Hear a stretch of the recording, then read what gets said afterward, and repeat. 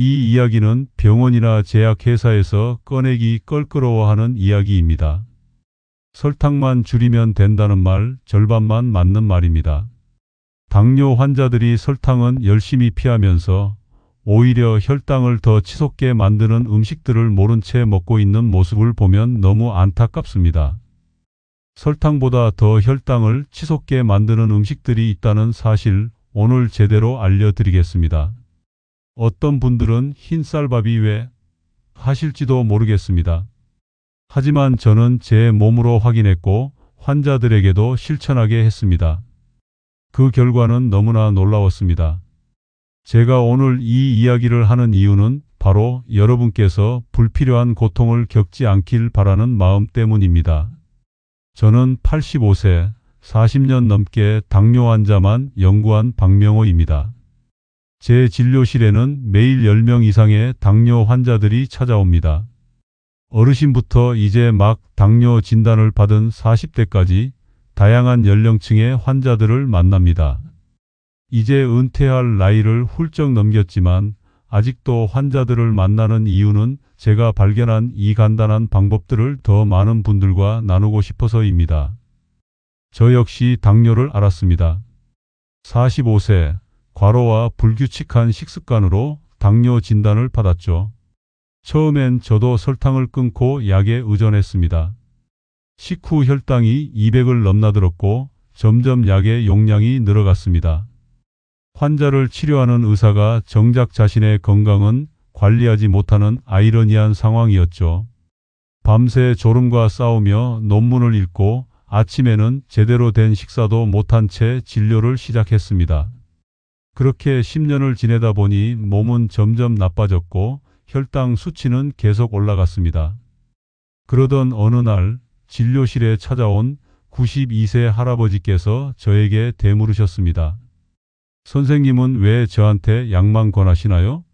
선생님도 약 드세요? 그 질문이 저를 깨우쳤습니다. 할아버지는 계속해서 말씀하셨습니다.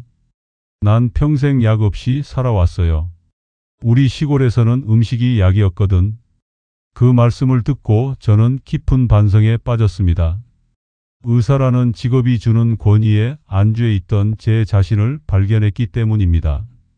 그 후 10년간의 실험과 연구 끝에 저는 약 없이도 혈당을 안정적으로 유지하는 방법을 찾았습니다.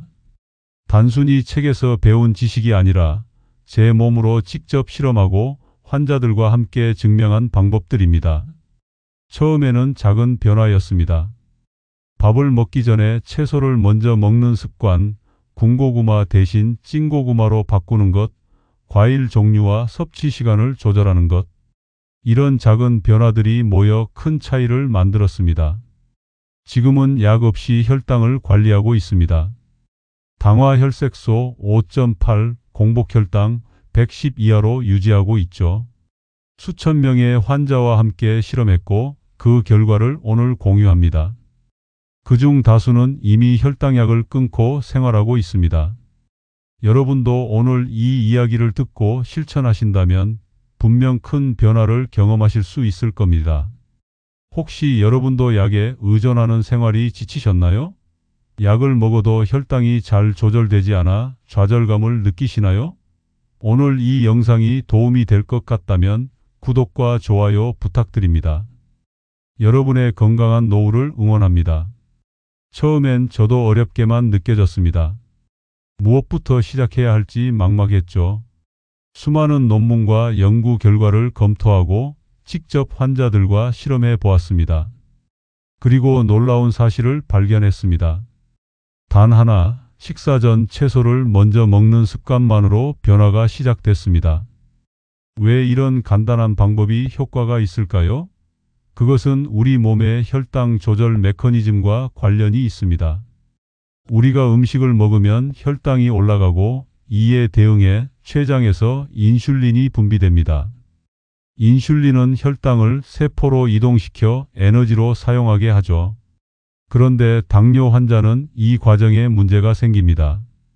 인슐린이 제대로 작동하지 않거나 충분히 분비되지 않는 것입니다. 여기서 중요한 것은 우리가 어떤 음식을 먼저 먹느냐에 따라 혈당의 상승 속도가 달라진다는 점입니다.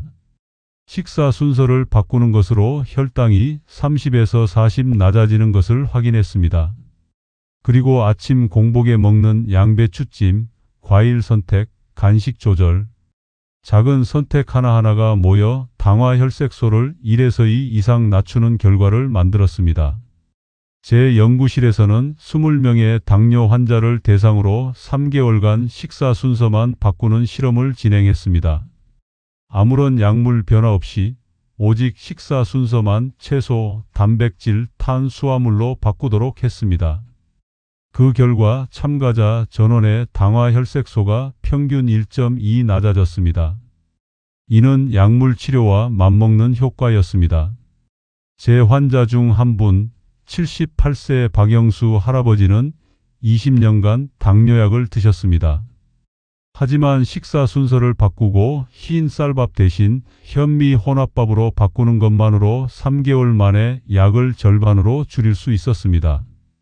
영수 할아버지는 매일 아침 양배추찜 10장으로 하루를 시작했고 식사할 때는 항상 채소를 먼저 드셨습니다.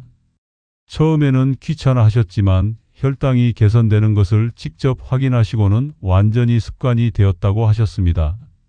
영수 할아버지는 말씀하셨습니다.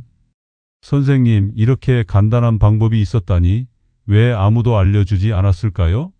20년 동안 약만 먹었는데 밥 종류와 식사 순서만 바꿨을 뿐인데 이렇게 달라질 줄 몰랐어요. 이제는 손주들에게도 이 방법을 알려주고 있답니다. 오늘 영상은 여기서부터가 본론입니다. 설탕보다 더 위험한 5가지 음식과 혈당을 안정시키는 방법에 대해 끝까지 들어보셔야 그 이점을 제대로 누리실 수 있습니다. 백세지의 채널을 처음 방문하셨다면 구독과 좋아요 부탁드립니다. 앞으로도 건강에 도움되는 좋은 말씀 자주 나누겠습니다. 혹시 가능하시다면 멤버십에도 가입해 보시겠어요? 저희가 준비한 건강 정보들을 먼저 받아보실 수 있고 꼭 필요한 이야기들을 빠짐없이 챙겨보실 수 있습니다.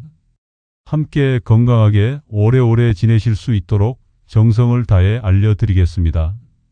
100세의 건강을 위한 실천적 지혜를 매주 나누고 있습니다. 혹시 지금까지 당뇨는 평생 약을 먹어야만 한다고 생각하셨나요? 아니면 혈당 관리는 단순히 설탕만 피하면 된다고 여기셨나요? 이제부터 진짜 혈당 관리법과 비밀에 대해 알려드리겠습니다. 첫 번째, 흰 쌀밥, 매일 먹는 주식이 혈당 폭탄입니다. 이제 본격적으로 설탕보다 더 위험한 음식에 대해 말씀드리겠습니다. 첫 번째로 말씀드릴 음식은 흰 쌀밥입니다. 의외죠? 우리 한국인의 주식인데 매 끼니마다 먹는 밥이 설탕보다 위험하다니요. 하지만 사실 흰 쌀밥의 혈당 지수는 85 이상으로 설탕보다 더 빠르게 혈당을 올립니다. 섬유질이 거의 없고 인슐린 저항을 높이기도 합니다.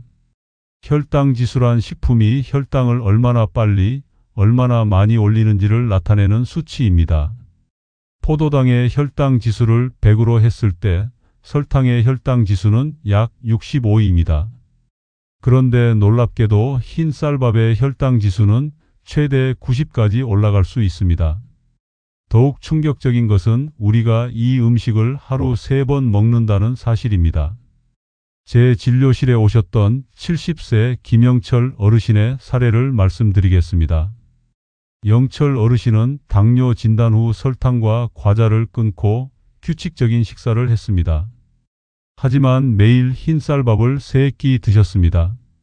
혈당을 측정했더니 식후 혈당이 무려 250까지 올랐고 약을 늘려도 효과가 없었습니다. 저는 영철 어르신에게 밥의 종류를 바꿔보자고 제안했습니다.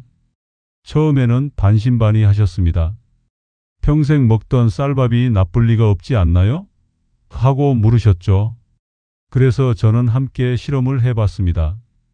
흰 쌀밥과 현미 혼합밥을 각각 먹고 혈당을 측정했더니 현미 혼합밥을 먹었을 때 식후 혈당이 40이나 낮게 나왔습니다. 현미에는 식이섬유가 풍부해 혈당 상승을 완화시킵니다. 또한 비타민과 미네랄도 풍부해 전반적인 건강에도 좋습니다. 처음에는 현미 50% 혼합밥부터 시작해 보세요. 처음엔 질겨도 익숙해지면 포만감도 커지고 혈당도 안정됩니다. 점차 현미 비율을 높여가는 것이 좋습니다. 다만 치아나 소화가 약하신 분들은 주의하셔야 합니다. 이런 분들은 발화현미, 보리, 귀리 등을 혼합해 부드럽게 지으시면 좋습니다. 발화현미는 일반 현미보다 소화가 잘 되고 영양소 흡수율도 높습니다. 압력밥솥을 사용하면 더 부드럽게 조리할 수 있습니다. 혹시 모르시는 분들을 위해 추가로 말씀드리자면 흰밥 대신 잡곡밥을 드셔도 좋습니다. 율무, 기장, 수수, 차조 등 다양한 잡곡을 섞어 드시면 혈당 상승 속도를 늦출 수 있습니다. 또한 밥과 함께 해조류, 나물 등을 충분히 섭취하는 것도 중요합니다. 밥의 양을 줄이고 반찬의 비율을 늘리는 것만으로도 혈당 관리에 큰 도움이 됩니다. 여러분은 어떤 밥을 드시고 계신가요? 혹시 아직도 흰 쌀밥만 드시고 계신 건 아닐까요? 오늘부터 현미 혼합밥으로 바꿔보시는 건 어떨까요? 작은 변화지만 혈당 관리에는 큰 차이를 가져올 것입니다. 두 번째, 흰 식빵, 아침 한 조각이 설탕보다 위험합니다. 두 번째로 주의해야 할 음식은 흰 식빵입니다. 바쁜 아침 간편하게 한 조각 먹는 흰 식빵이 혈당에 얼마나 해로운지 아시나요? 흰 식빵은 혈당 지수 90 이상으로 정제된 탄수화물입니다. 섬유질과 단백질이 거의 없어 혈당을 급격히 올립니다. 정제된 밀가루로 만든 식빵은 소화와 흡수가 매우 빠릅니다. 마치 설탕물을 마시는 것과 비슷한 효과가 나타납니다. 게다가 대부분의 사람들이 식빵에 잼이나 꿀을 발라 먹기 때문에 혈당 상승 효과는 더욱 커집니다. 65세 정은자 할머니는 매일 아침 식빵에 잼을 발라 드셨습니다. 건강에 좋은 아침 식사라고 생각하셨죠. 그러나 식후 혈당을 측정해 보니 280까지 치솟았습니다. 은자 할머니는 매우 놀라셨습니다. 빵이 이렇게 혈당을 올릴 줄 몰랐어요. 커피에 설탕은 넣지 않았는데도. 제가 은자 할머니와 함께 식빵을 통밀빵으로 바꾸고 잼 대신 아보카도와 달걀을 곁들여 먹는 실험을 해봤습니다. 그 결과 식후 혈당이 280에서 140으로 크게 낮아졌습니다. 은자 할머니는 깜짝 놀라셨습니다. 같은 빵인데 이렇게 차이가 날 줄이야. 이제 알겠어요. 앞으로는 통밀빵만 먹겠습니다. 이런 문제를 해결하려면 어떻게 해야 할까요? 식빵 대신 통밀빵, 귀리빵을 선택하세요. 통밀은 식이섬유가 풍부해 혈당 상승을 완화시킵니다. 또한 잼 대신 견과류 버터나 삶은 달걀을 곁들이면 좋습니다. 단백질과 건강한 지방이 포만감을 주고 혈당 상승을 늦춰줍니다. 아침 식사로 빵을 선택할 때도 전체 식사 구성을 생각해야 합니다. 빵만 먹는 것보다는 샐러드, 삶은 달걀, 아보카도 등과 함께 드시는 것이 좋습니다. 특히 아침에는 단백질 섭취가 중요합니다. 두부, 달걀, 그릭 요거트 등을 함께 드시면 혈당 관리에 도움이 됩니다. 하지만 여기서 꼭 주의하셔야 할 점이 있습니다. 시중에 곡물빵이라고 써 있어도 실제로는 정제된 밀가루가 주 원료인 경우가 많습니다. 성분표를 꼭 확인하세요. 첫 번째 원료가 밀가루가 아닌 통밀가루인지 확인하는 것이 중요합니다. 또한 색이 갈색이라고 해서 모두 통밀빵은 아닙니다. 일부는 카라멜 색소를 넣어 색만 갈색으로 만든 경우도 있습니다. 아침 식사로 어떤 음식을 선택하고 계신가요? 혹시 편리함 때문에 흰 식빵을 드시고 계신가요? 내일 아침부터는 통밀빵이나 삶은 달걀, 채소 등으로 바꿔보시면 어떨까요? 처음에는 불편하시겠지만 혈당 관리에는 큰 도움이 될 것입니다.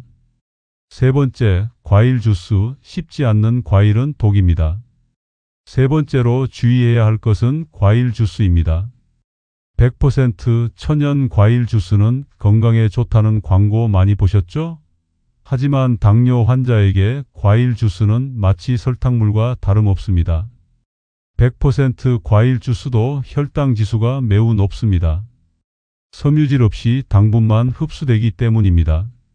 과일을 통째로 먹을 때는 섬유질이 당분의 흡수 속도를 늦춰줍니다. 또한 씹는 과정에서 포만감도 느끼게 됩니다. 하지만 주스로 마시면 이런 이점이 모두 사라집니다. 심지어 한 잔의 오렌지 주스에는 오렌지 3-4개의 당분이 들어있다는 것도 문제입니다. 68세 송종원 어르신은 건강을 위해 매일 아침 오렌지 주스를 드셨습니다. 비타민C가 풍부해서 면역력에 좋다고 생각하셨죠. 하지만 공복 혈당은 계속 높았고 당화 혈색소도 8.0을 넘었습니다. 종원 어르신은 의아해하셨습니다. 설탕도 안 넣은 오렌지 주스인데 왜 혈당이 높을까요? 그래서 제가 실험을 제안했습니다. 아침에 오렌지 주스 한 잔 대신 작은 오렌지 하나를 통째로 드시도록 했습니다. 그리고 혈당을 비교 측정했죠. 결과는 놀라웠습니다. 오렌지 주스를 마셨을 때는 혈당이 80이나 올랐지만 오렌지를 통째로 먹었을 때는 30 정도만 올랐습니다. 종원 어르신은 이 결과를 보고 즉시 오렌지 주스를 끊겠다고 하셨습니다. 사실 주스의 문제는 단순히 당분뿐만 아니라 빠른 흡수 속도에 있습니다. 물에 녹은 당분은 몇 분 만에 혈액으로 흡수됩니다. 반면 통과일은 소화 과정이 필요하기 때문에 당분 흡수가 서서히 이루어집니다. 이는 혈당, 스파이크급 등을 줄이는데 큰 차이를 만듭니다. 과일은 씹어서 드시고 하루 한 번 80g 이하로 제한하세요. 성인 손바닥 크기 정도의 양이 적당합니다. 또한 딸기, 토마토, 블루베리처럼 GI가 낮은 과일을 선택하세요. 이런 과일들은 당분이 적고 항산화 성분이 풍부해 건강에 더 좋습니다. 하루에 여러 번 과일을 섭취하는 것보다는 한 번에 적당량만 드시는 것이 좋습니다. 특히 아침 공복에 과일이나 과일 주스를 마시는 것은 피해야 합니다. 공복 상태에서는 당분 흡수가 더욱 빨라지기 때문입니다. 또 하나 주의하셔야 할 점은 과일을 먹는 시간입니다. 식전이 아닌 식후 한두 시간 후에 단백질과 함께 드시면 혈당 급등을 막을 수 있습니다. 예를 들어 사과를 드실 때 치즈나 견과류를 함께 드시면 혈당 상승이 완만해집니다. 공복에 과일을 먹는 것은 혈당을 급격히 올릴 수 있으니 주의하세요. 여러분은 어떤 형태로 과일을 드시고 계신가요? 주스로 마시시나요? 아니면 통째로 드시나요? 오늘부터 주스 대신 통과일로 바꿔보세요. 그리고 꼭 식후에 적당량만 드시는 습관을 들이시기 바랍니다. 네 번째, 말린 과일 한 줌이 설탕 몇 숟갈입니다. 네 번째로 말씀드릴 위험한 음식은 말린 과일입니다. 건포도, 말린 망고, 말린 바나나와 같은 건과일은 건강한 간식으로 많이 알려져 있습니다. 하지만 당뇨 환자에게는 숨겨진 위험이 있습니다. 건포도, 말린 망고 등은 수분이 제거되며 당 성분이 농축됩니다. 작은 양에도 당분이 매우 높고 혈당을 빠르게 올립니다. 생과일의 당은 수분과 함께 희석되어 있지만 수분이 빠진 건과일은 당 농도가 매우 높아집니다.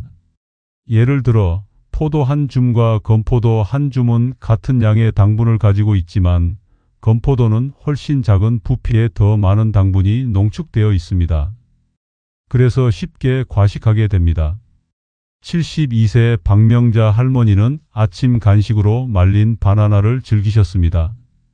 건강에 좋은 간식이라고 생각하셨기 때문입니다. 하지만 매번 식후 졸림과 피로를 느꼈고 검사 결과 혈당이 급등한 상태였습니다. 명자 할머니는 물었습니다. 말린 과일이 나쁜가요? 광고에서는 건강식품이라고 했는데 저는 명자 할머니와 함께 실험을 해보았습니다. 말린 바나나 한 줌과 생바나나 반 개를 각각 먹고 혈당을 측정했습니다. 말린 바나나는 식후 혈당을 110이나 올렸지만 생바나나는 50 정도만 올렸습니다. 명자 할머니는 깜짝 놀라셨습니다. 이렇게 차이가 날 줄 몰랐어요. 이제 말린 과일은 피해야겠네요. 사실 말린 과일이 영양분을 많이 함유하고 있는 것은 사실입니다. 하지만 그만큼 당분도 농축되어 있습니다. 생과일 100g과 말린 과일 100g을 비교하면 말린 과일의 당 함량이 35배 정도 높습니다. 예를 들어 건포도 한 스푼은 설탕 3티스푼과 비슷한 양의 당분을 포함하고 있습니다. 말린 과일보다는 생과일로 대체하시고 되도록 저당과일을 소량만 드세요. 베리류, 토마토, 자몽 등이 좋은 선택입니다. 이런 과일들은 당 함량이 적고 섬유질이 풍부해 혈당 상승이 완만합니다. 또한 과일을 드실 때는 반드시 양을 제한하세요. 베리류는 반컵, 큰 과일은 4분의 1개 정도가 적당합니다. 특히 주의해야 할 것은 건강간식이라는 라벨이 붙은 제품들입니다. 건강간식이라고 과신하지 마시고 무가당 표시 여부를 꼭 확인하세요. 일부 말린 과일에는 당분을 추가로 넣는 경우도 있습니다. 특히 말린 망고, 말린 크랜베리 등은 당분을 첨가하는 경우가 많으니 주의하세요. 가능하면 집에서 직접 과일을 소량 말려서 드시는 것이 좋습니다. 말린 과일이 꼭 필요하다면 매우 소량만 드시고 반드시 단백질이나 건강한 지방과 함께 드세요. 예를 들어 건포도 5알과 아몬드 10알을 함께 드시면 혈당 상승을 완화시킬 수 있습니다. 단, 당뇨가 심한 분들은 말린 과일을 완전히 피하는 것이 좋습니다. 여러분은 어떤 간식을 즐겨 드시나요? 건강하다고 생각해서 말린 과일을 드시고 계시진 않나요? 내일부터는 말린 과일 대신 신선한 과일을 소량만 드시는 건 어떨까요? 그것도 식후에 단백질과 함께 드시면 혈당 상승을 줄일 수 있습니다. 5번째, 튀긴 음식, 바삭한 유혹 뒤에 고혈당. 마지막으로 말씀드릴 위험한 음식은 튀긴 음식입니다. 튀김은 달지 않으니 당뇨에 괜찮겠지라고 생각하시는 분들이 많습니다. 하지만 이것은 큰 오해입니다. 튀김은 전분, 기름 조합으로 혈당도 올리고 인슐린 저항도 유발합니다. 혈당뿐 아니라 콜레스테롤, 중성지방에도 영향을 줍니다. 튀김 옷에 사용되는 밀가루는 정제된 탄수화물로 혈당을 빠르게 올립니다. 또한 고온에서 튀기는 과정에서 전분이 빠르게 분해되어 더 쉽게 흡수됩니다. 거기에 트랜스 지방이 포함된 기름은 인슐린 저항성을 높여 혈당 조절을 더 어렵게 만듭니다. 66세 최순덕 어르신은 튀김은 단맛 없으니 괜찮겠지 하며 자주 드셨습니다. 특히 튀김 오징어와 튀김 만두를 좋아하셨죠. 하지만 검사 결과 식후 혈당과 중성지방 수치가 모두 위험 수준이었습니다. 순덕 어르신은 놀라셨습니다. 튀김이 혈당을 이렇게 올리는 줄 몰랐어요. 단 음식도 아닌데. 저는 순덕 어르신과 함께 식후 혈당 변화를 측정해 보았습니다. 찐 만두를 먹었을 때는 혈당이 40 정도 올랐지만 튀긴 만두를 먹었을 때는 120이나 올랐습니다. 순덕 어르신은 즉시 튀김을 끊겠다고 하셨습니다. 이제 알겠어요. 바삭한 맛이 그만한 위험을 감수할 가치가 없네요. 튀김이 위험한 또 다른 이유는 산화된 기름 때문입니다. 고온에서 반복적으로 사용된 기름은 유해 화합물을 생성하며 이는 인슐린 작용을 방해하고 염증을 유발합니다. 외식할 때 특히 주의해야 하는 이유가 바로 이것입니다. 대부분의 식당에서는 같은 기름을 반복해서 사용하기 때문입니다. 튀김 대신 에어프라이어를 활용한 구이나 찜 요리로 바꿔보세요. 감자튀김 대신 구운 단호박, 고구마 칩 등이 좋습니다. 에어프라이어는 기름을 최소한으로 사용하면서도 바삭한 식감을 낼 수 있어 건강에 좋습니다. 또한 찜 요리는 영양소 손실을 최소화하면서 건강하게 조리할 수 있는 방법입니다. 집에서 요리할 때는 올리브유나 아보카도, 오일과 같은 건강한 지방을 사용하세요.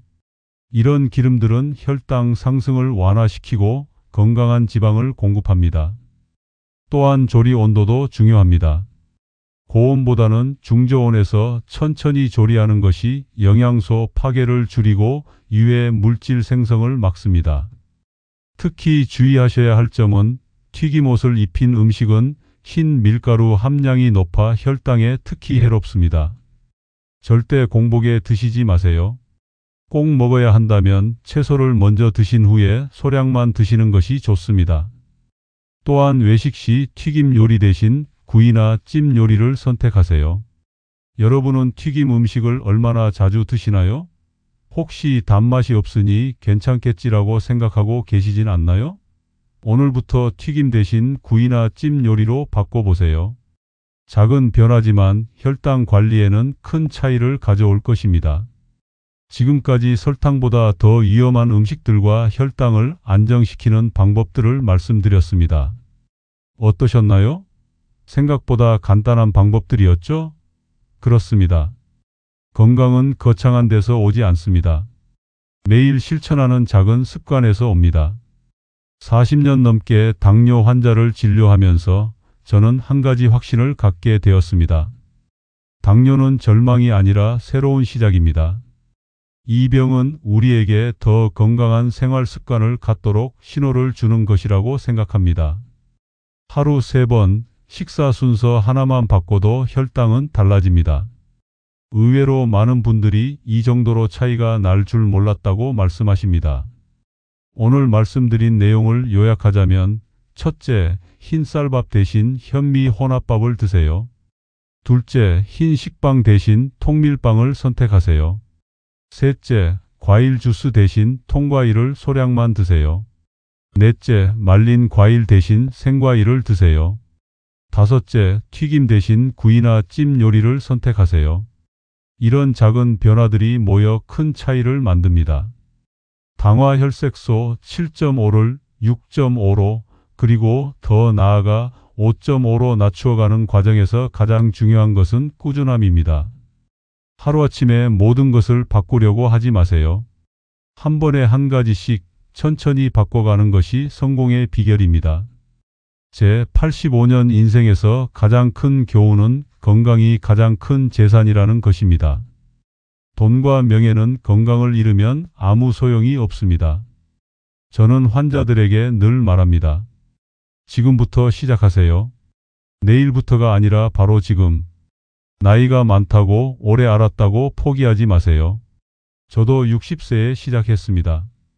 그리고 지금 85세에도 약 없이 건강하게 지내고 있습니다.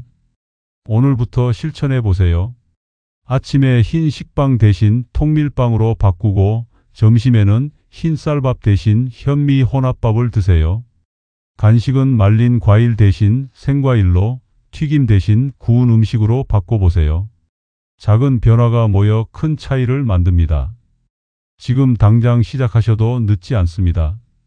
오늘 이 영상이 여러분께 희망을 드렸길 바랍니다. 당뇨는 관리할 수 있는 병입니다. 제 환자들 중에는 20년 넘게 당뇨약을 복용하다가 이런 생활 습관 개선으로 약을 완전히 끊은 분들도 계십니다. 물론 모든 분이 약을 끊을 수 있는 것은 아닙니다. 하지만 적어도 약의 용량을 줄이고 건강한 상태를 유지하는 것은 충분히 가능합니다. 이 영상이 도움이 되셨다면 구독과 좋아요 부탁드립니다. 다음 시간엔 단백질 섭취의 핵심 기준에 대해 알려드리겠습니다. 어떤 단백질이 당뇨에 가장 좋은지, 얼마나 먹어야 하는지 자세히 알려드리겠습니다. 쉽게 실천할 수 있는 단백질 레시피도 준비해 오겠습니다. 지금 당신은 어디서부터 바꾸시겠습니까? 85세 노인의 경험담이 여러분의 건강한 삶에 작은 도움이 되길 바랍니다. 감사합니다.